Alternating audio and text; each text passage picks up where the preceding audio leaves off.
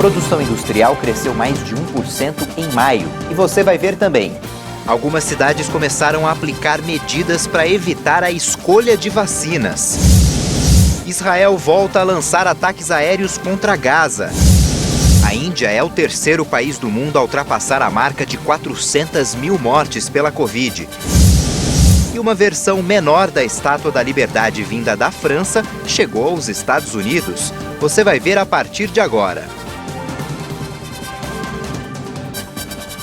Olá, boa tarde. A produção industrial voltou a crescer e até já recuperou o nível pré-pandemia. Segundo o IBGE, a alta interrompeu uma sequência de 3 perdas seguidas do setor.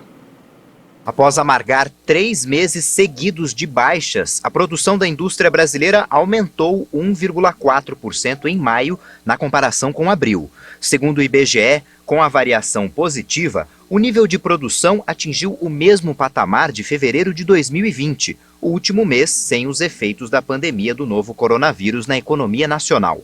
Com o resultado, o setor passou a acumular ganho de 13% nos 5 primeiros meses do ano, mesmo após as quedas de quase 5% nos meses de fevereiro, março e abril. Mas, de acordo com o IBGE, o resultado positivo de maio não significa uma reversão do saldo negativo da indústria nos meses anteriores. O segmento ainda está longe de recuperar toda a perda que sofreu recentemente. A produção industrial de maio foi puxada pelo resultado positivo de 15 das 26 atividades analisadas pela pesquisa, com destaque para os ramos de produtos alimentícios, derivados do petróleo e biocombustíveis e indústrias extrativas. O Brasil ultrapassou 520 mil mortes pela Covid-19. A média móvel de casos é a menor desde fevereiro. O Brasil confirmou mais 2.029 mortes pelo novo coronavírus de um dia para o outro. Com isso, o total subiu para 520.095 vítimas. Também em 24 horas foram registrados mais 65.163 novos casos. Os diagnósticos por Covid já chegam a mais de 18.622.000. O Ministério da Saúde informou que a média móvel de mortes é de 1.565 vítimas diárias. Esse número é 24% menor do que há 14 dias e aponta, portanto, tendência de queda. Já a curva de novos casos acentuou a queda e está em 54.117, de acordo com os números oficiais. É o menor número desde 27 de fevereiro, quando chegou a 54.076 confirmações diárias. Mais uma vez, nenhum estado brasileiro apresentou tendência de alta nas mortes. 10 estados registraram estabilidade: Alagoas, Amazonas, Espírito Santo, Maranhão, Mato Grosso, Piauí, Roraima, Santa Catarina, São Paulo e Tocantins. E em queda estão 17 unidades da federação: Acre, Amapá, Bahia, Ceará, Distrito Federal, Goiás, Mato Grosso do Sul, Minas Gerais, Pará, Paraíba, Paraná, Pernambuco, Rio de Janeiro, Rio Grande do Norte, Rio Grande do Sul, Rondônia e Sergipe. A queda no número de mortes por Covid-19 já pode ser um indicativo do efeito da vacinação no Brasil. Os dados mostram a efetividade da vacina em grupos que já estão totalmente imunizados. Mas a variante Delta ainda é um risco e é preciso continuar com os cuidados. A média móvel de mortes por Covid-19 no Brasil em queda pode ser resultado da eficácia da vacinação em grupos que já estão totalmente imunizados. Apesar disso, a pandemia ainda não está controlada e a chegada da variante Delta ainda é um risco para aqueles que não tomaram as 2 doses da vacina. O avanço da vacinação entre as pessoas acima de 60 anos é apontado pelos pesquisadores e especialistas como um dos principais motivos para a queda das mortes por Covid no Brasil. Os óbitos de pessoas acima dos 80 anos começaram a cair ainda em março e em abril essa redução passou a ser vista em outros grupos de 60 a 69 anos e de 70 a 79 anos. Os dados são de um estudo da Universidade Federal de Pelotas, do Rio Grande do Sul, e da Universidade Harvard, dos Estados Unidos, que concluiu que a vacinação no Brasil evitou a morte de mais de 43 mil idosos. Além da imunização ter avançado entre os grupos prioritários, outros públicos também começaram a ter acesso a vacinas. Até o fim de junho, 12% dos brasileiros já estavam completamente imunizados. Para evitar que as pessoas fiquem escolhendo a vacina que vão tomar contra a Covid, cidades paulistas já adotaram algumas medidas e o cidadão pode ter que voltar para o fim da fila. No estado de São Paulo, pelo menos 5 cidades já adotaram medidas contra quem se recusar a tomar a vacina disponível no posto. Em São Bernardo do Campo, na Grande São Paulo, a pessoa vai voltar para o fim da fila de imunização. Essa pessoa vai ter que assinar um termo de responsabilidade e só vai poder se vacinar após os adultos de 18 anos. Em caso de recusa, 2 funcionários públicos do local podem assinar um termo testemunhando a negativa. A punição também está sendo usada em São Caetano do Sul, Rio Preto, Urupês e Jales. O prefeito de São Bernardo do Campo, Orlando Morando, disse que a medida é amparada pelo Supremo Tribunal Federal, que deu autonomia às prefeituras para que determinem regras de combate à Covid. Segundo ele, a medida foi tomada após cerca de 200 pessoas recusarem o imunizante disponível em um posto. Mais de 102 milhões e 561 mil doses de vacinas já foram aplicadas no Brasil. De acordo com o Ministério da Saúde e as secretarias estaduais de saúde, mais de 75 milhões e 612 mil brasileiros tomaram a primeira dose, o que equivale a 35,7% da população. E 27 milhões, quase 27 milhões de pessoas, ou 12,73% da população, receberam a segunda dose ou a dose única. De um dia para o outro foram aplicadas mais de 1 milhão e 282 mil doses de vacinas contra a Covid-19. O Ministério da Saúde deve distribuir 2 milhões de doses da vacina da Janssen, doadas pelos Estados Unidos nesse fim de semana. As doses estocadas no centro de distribuição do governo aguardavam a liberação da Anvisa. Até domingo, o Ministério da Saúde deve fazer a distribuição da vacina da Janssen, doada pelos Estados Unidos. Os 2 milhões de doses que chegaram no dia 25 de junho estavam aguardando a liberação da Agência Nacional de Vigilância Sanitária. Normalmente, as vacinas importadas passam por um controle de qualidade para testar se as condições de segurança do produto foram mantidas durante a viagem antes de serem distribuídas. No dia 30 de junho, a Anvisa informou que as doses poderiam ser liberadas. E nesta quinta-feira, o Ministério da Saúde se reuniu com representantes dos estados e dos municípios para definir a estratégia de vacinação. Além destas 3 milhões de doses doadas pelo governo norte-americano, o Brasil já recebeu 1 milhão e 800 mil doses desta mesma vacina anteriormente. O imunizante do grupo Johnson & Johnson é aplicado em dose única. A empresa informou que sua vacina é eficaz contra a variante Delta, com uma resposta imunológica que dura pelo menos 8 meses. Os resultados ainda não foram avaliados por outros cientistas e nem publicados em revista. O governo de Santa Catarina divulgou o novo calendário de vacinação contra a Covid. A previsão é de que toda a população catarinense acima de 18 anos receba pelo menos a primeira dose do imunizante até o dia 31 de agosto. Com esse anúncio, o estado antecipou em 53 dias o calendário divulgado anteriormente. De acordo com os dados do vacinômetro, até ontem, Santa Catarina já tinha aplicado quase 3 milhões e meio de doses de vacinas contra a Covid. A vacina da Johnson & Johnson se mostrou eficaz nos testes contra a variante Delta do novo coronavírus. Mais um laboratório garantiu que sua vacina é eficaz contra a variante Delta. A Johnson & Johnson anunciou que seu imunizante tem uma resposta imunológica que dura pelo menos 8 meses contra a cepa altamente contagiosa.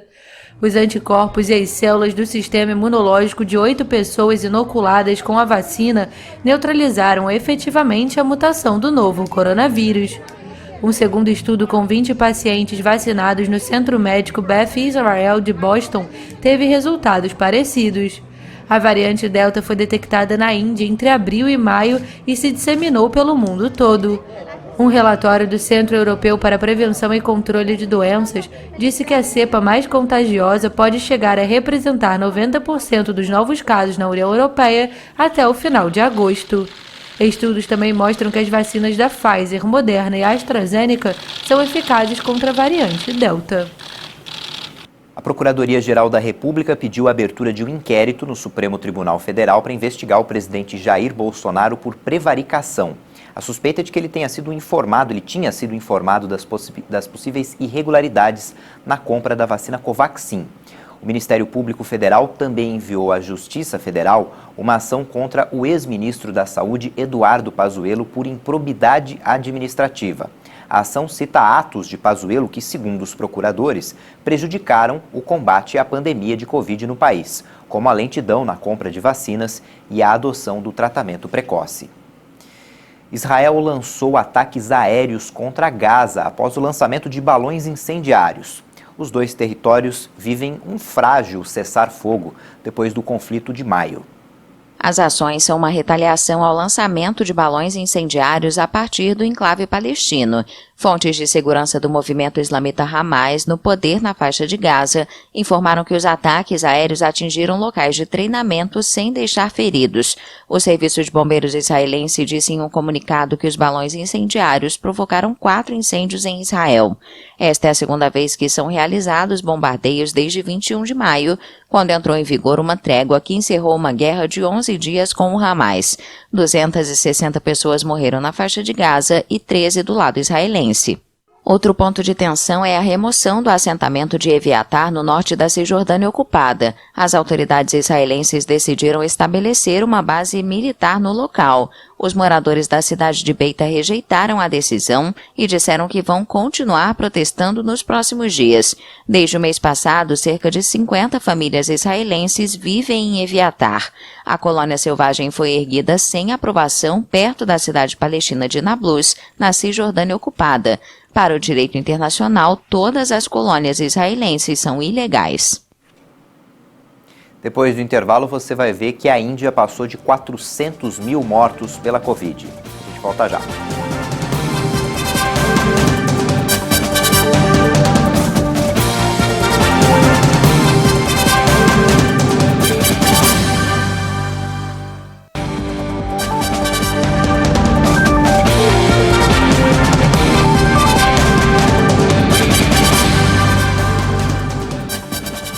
Estamos de volta a 1h16 no horário de Brasília e vamos falar de auxílio emergencial. Os nascidos em fevereiro, que receberam a terceira parcela do benefício, já podem sacar o dinheiro e fazer transferências a partir de hoje. A quarta parcela do auxílio para esse grupo vai ser depositada em conta no dia 17 de agosto. O FMI está otimista com a recuperação econômica dos Estados Unidos. O Fundo Monetário Internacional prevê que o crescimento dos Estados Unidos chegará a 7% este ano, mais que o previsto anteriormente. Em seu relatório anual sobre a economia dos Estados Unidos, o FMI também projetou um crescimento de 4,9% para 2022. Segundo o fundo, o país experimentou uma recuperação notável devido a um apoio sem precedentes dos gastos públicos e medidas de estímulo eficazes do Banco Central americano. O relatório aponta que o crescimento pode ser maior caso sejam aprovados investimentos trilionários em programas como o Plano dos Empregos Americanos e o Plano das Famílias Americanas, propostos pelo governo de Joe Biden. Juntos, esses programas gerariam um aumento de 5% do PIB no período 2022-2024. No entanto, se o Congresso dos Estados Unidos não aprovar a legislação ou reduzir drasticamente sua amplitude, o ímpeto de crescimento será prejudicado. A Índia superou hoje a marca de 400 mil mortos por Covid-19. Antes, só Estados Unidos e Brasil tinham atingido esse número de óbitos. Mas esses são os dados oficiais. Muitos especialistas acreditam que o número real seja superior a 1 milhão de vítimas.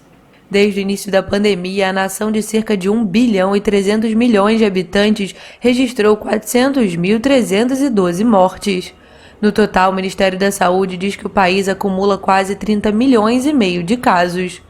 A tragédia é atribuída à variante Delta mais contagiosa e ao excesso de confiança do governo, que anunciou que a Índia havia superado a pandemia em janeiro.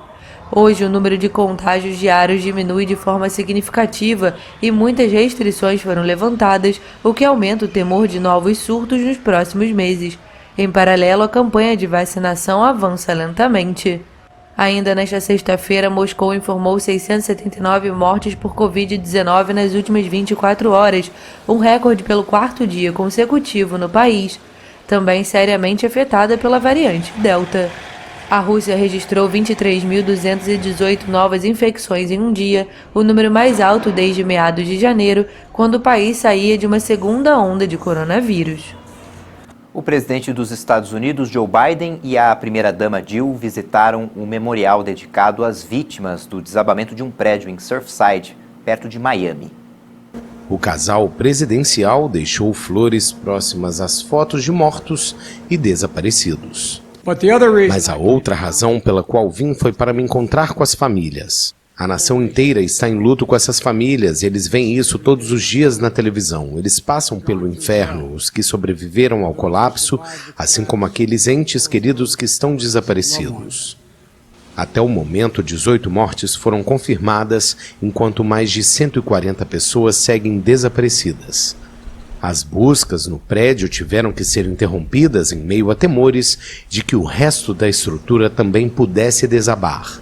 Na quarta-feira, a prefeita do condado de Miami-Dade, Daniela Cava, havia informado que entre os 18 mortos estão 2 crianças de 4 e 10 anos de idade. As equipes de resgate usam cães farejadores e guindastes para levantar os detritos, à medida que o tempo passa e as esperanças de encontrar sobreviventes também diminuem. O diretor financeiro das organizações Trump, Allen Weisenberg, se declarou inocente de crimes fiscais. O executivo compareceu ontem a um tribunal de Nova York. São as primeiras acusações relacionadas à investigação sobre os negócios do ex-presidente americano. Weiselberg, de 73 anos, foi levado à sala algemado após se entregar às autoridades de Nova York. A acusação contra ele era aguardada há dias, como parte de uma investigação de quase 3 anos do promotor do distrito de Manhattan sobre os negócios das organizações Trump. As acusações podem representar um duro golpe para o ex-presidente, que sugeriu que poderia voltar a se candidatar à Casa Branca em 2024. Trump não está entre os acusados. As organizações e Weiselberg foram acusados de 15 crimes, entre eles um plano de fraude, conspiração e falsificação de números empresariais. Uma detonação que deveria eliminar fogos de artifício ilegais deu errado e danificou um caminhão em Los Angeles, nos Estados Unidos. Uma explosão destruiu a capota de um caminhão especial para detonações controladas e produziu uma bola de fogo sobre o sul de Los Angeles. Ao menos 17 pessoas ficaram feridas no incidente que ocorreu na noite de quarta-feira. O fracasso da operação de detonação ocorreu durante a apreensão de milhares de quilos de fogos de artifício ilegais por um esquadrão antibombas de Los Angeles. O chefe do departamento de polícia da cidade, Michael Moore, disse em coletiva de imprensa que 10 agentes e 7 civis sofreram ferimentos, mas que as vítimas não correm risco de morte. Algo aconteceu naquele veículo de contenção que não deveria ter acontecido e não sabemos a causa, mas pretendemos descobrir o porquê. A explosão danificou casas e destruiu janelas no bairro. A cidade de Los Angeles lançou um programa de revenda de fogos de artifício antes das férias, com a esperança de conter a venda ilegal e o uso de pirotecnia proibida. Nas Filipinas, milhares de pessoas tiveram que sair de casa por causa da erupção de um vulcão. Essas imagens mostram o vulcão Taal, localizado no meio de um lago em erupção. O vulcão deixou as Filipinas em alerta. O dióxido de enxofre criou uma densa névoa sobre a capital Manila e várias províncias vizinhas. A agência sismológica pediu a retirada de milhares de pessoas da região. A última erupção do Taal ocorreu em janeiro do ano passado. Na época, o vulcão expeliu cinzas que chegavam a 15 quilômetros de altura e a lava devastou um grande número de casas, obrigando mais de 135 mil pessoas a se mudarem para abrigos. A agência alertou sobre possíveis erupções consecutivas e aumentou o nível de alerta de 2 para 3. A Organização para a Cooperação e Desenvolvimento Econômica, ou OCDE, declarou que 130 países alcançaram um acordo histórico de reforma na cobrança de impostos para multinacionais. O pacto inclui um imposto mínimo de pelo menos 15% sobre os lucros. Um pequeno grupo de países, entre eles Irlanda e Hungria, relutante em relação à proposta, não assinou a declaração concluída nesta quinta. A China, cujo posicionamento era muito esperado, se juntou ao acordo. Juntos, todos os países signatários representam 90% do PIB mundial. O presidente americano Joe Biden afirmou que as multinacionais não poderão mais colocar um país contra o outro em um esforço para reduzir impostos e proteger seus lucros às custas da receita pública. A secretária do Tesouro americano, Janet Yellen, celebrou o que chamou de dia histórico para a diplomacia econômica.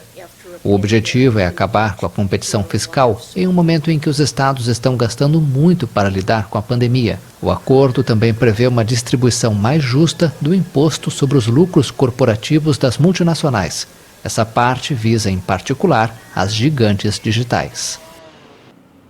Uma estátua foi inaugurada em Londres em homenagem à princesa Diana. Os filhos dela, os príncipes William e Harry, participaram da cerimônia. Ontem, Diana completaria 60 anos de idade. Os irmãos tiraram o tecido que cobria a imagem de bronze em um jardim da antiga casa de Diana, no Palácio de Kensington. Acho que sentimos que se a princesa ficasse sozinha, ela poderia parecer isolada. E uma das coisas que descobri ao conversar com seus amigos e familiares é que ela era uma pessoa muito amigável e sociável, e ela tinha um carinho especial pelas crianças. Acho que também, de muitas maneiras, alude ao seu trabalho humanitário e mostra que ela oferecia um grande conforto.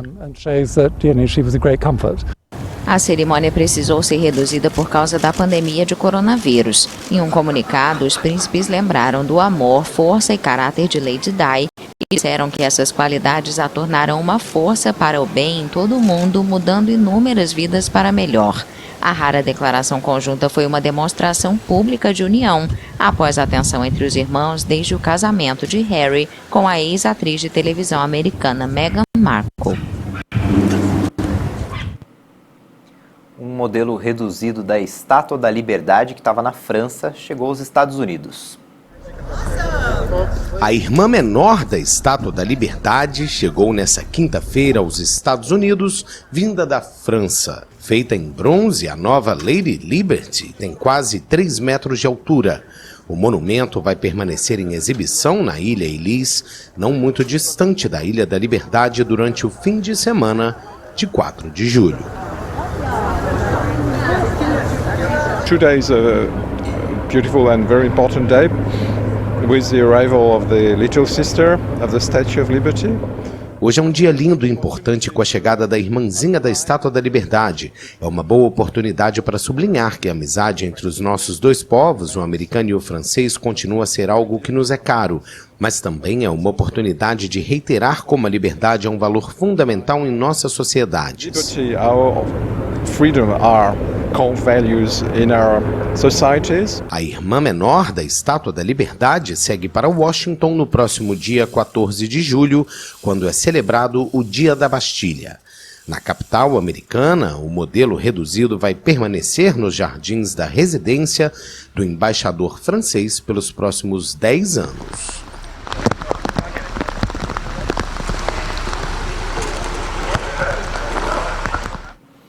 A Estátua da Liberdade original foi um presente da França para os Estados Unidos. Essa edição fica por aqui, mas no YouTube você pode rever as nossas reportagens. E daqui a pouco tem outras informações com a Juliana Dariva. Tchau, boa tarde e bom fim de semana.